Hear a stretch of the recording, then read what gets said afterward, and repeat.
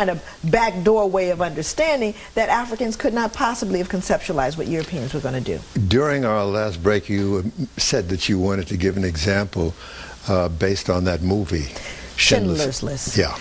I had an experience when I was there that that struck me so emotionally. It literally brought me to my knees. And there's a point in Schindler's List, I remember seeing it, where he stops and he realizes towards the end how he starts to berate himself for what he could have done. He says, maybe I could have saved one more.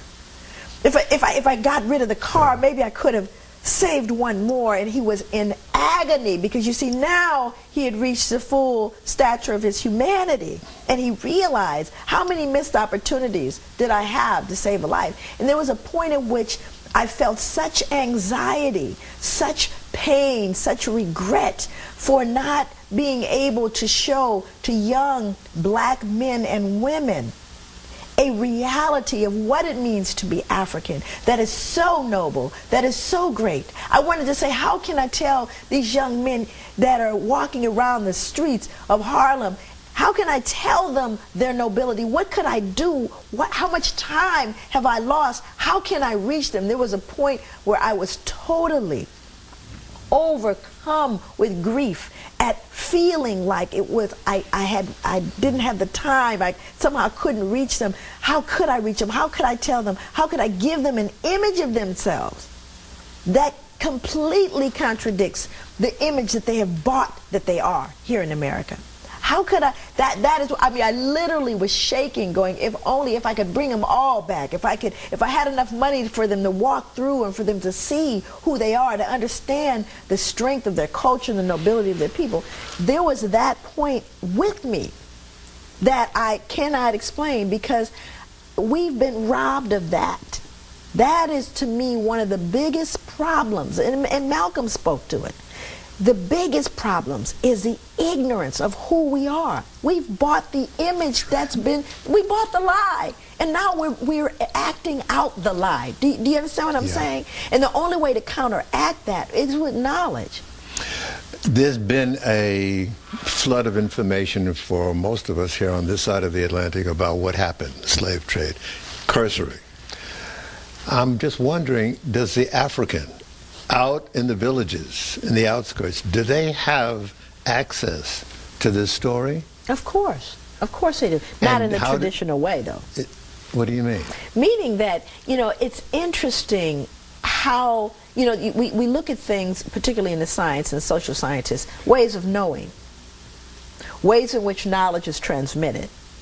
And clearly there is, you know, the university, and there's clearly the literature which is present. Yeah. The literature is present. It's not, you know, like it's not available. But the oral traditions of Africa are very present. I see. So that those traditions are there. They know the stories. They know the history. And so it's not, like I said, the way perhaps you and I might know it. It's like a gentleman I know had come there. He had gone to Ghana, and he was trying to find, he was doing the DNA thing. Smart brother, really smart. You know, he had, you know, all the little letters and everything, and he was trying to trace his lineage like everybody else. And he had traced it back to this one part of Africa, this village in Ghana. So he's standing there, and he's got all his little paperwork, and he's got all his, you know, information, and these two old men, you know, he's trying to explain to people that he's trying to figure out what village he's from. And the people are looking at him, and they say, well, we'll go get somebody. So they go get this man. He's well over 90. He comes over, doesn't speak English. Comes over and looks at it. And then points to where the village, he looks at him and goes, you're from that village down there. So this gentleman, who is from the, actually from the UK, goes, oh, no, I have, you know, I realize that it has to be, and he's giving all of these official things, and the man is saying no, and he tells the guy in his language, tell him to go to this village here, that's where he's from. He goes, well, how could he possibly know where I'm from? And of course he went to the village, and that is exactly where he was from. Wow. And he knew it. He says he could tell. Later on, he interviewed him, asked him how he knew. He says, I could tell by the way you moved, the shape of your head, the way you stood. He just knew. Wow. All right, let's take another break. My God, this is going fast.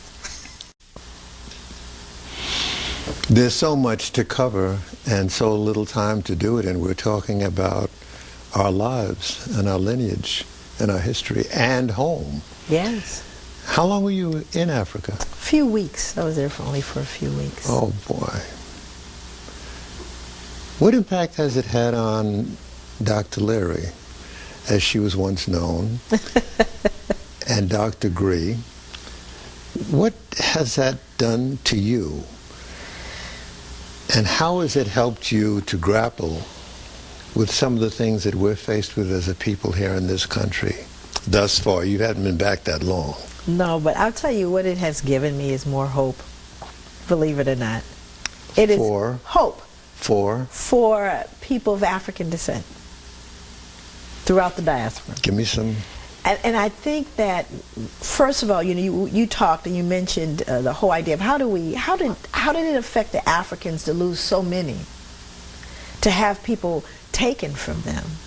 And the thing that I realized about having an intact culture and having systems of support around you that come from every level, from the spirit realm, from the human realm, from our ancestors. They had that means through which to heal one another, to embrace one another, a level of continuity that, again, for example, the Shanti people are extremely proud. You will never take us down, ever, ever.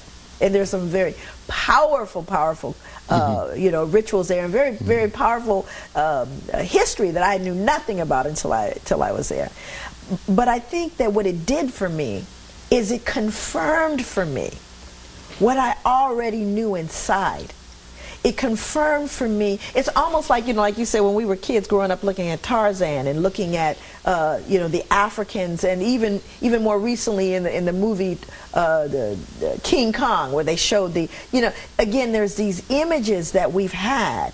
And I grew up my whole life with many of those images. But to be in an environment, for example, where, first of all, there's very little. I saw only one person I could honestly say was obese. I'm talking about hard-working people, trustworthy people, people who left their wares out overnight to come back the next day to sell them without a concern that they would be taken or stolen. I'm talking about people who work from sun up to sunrise, happily, joyfully, caring for themselves and for others. I saw not one argument. I never heard people screaming and squabbling about things. Hard-working people. I never saw a stroller. A single stroller. And I was all over the place. In the mall. I was everywhere.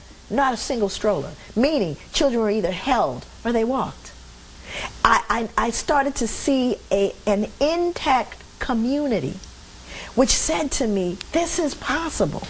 It is possible. It is happening. It is functioning. The worst part is the influence of the Western world that is sinking its way in to parts of Africa, particularly into Ghana. But clearly, I don't think it'll have a toehold because the deep cultural traditions are intact. I saw what I believe could be a real helpful remedy for African Americans and as it relates to family and children and relationships between people. I think there's much that can be learned that we can, one, carried with us, much of which we carried with us. Popular opinion says that we did not. We did carry many of those traditions with us. Very, very, very powerful traditions. So for me, it gave me hope.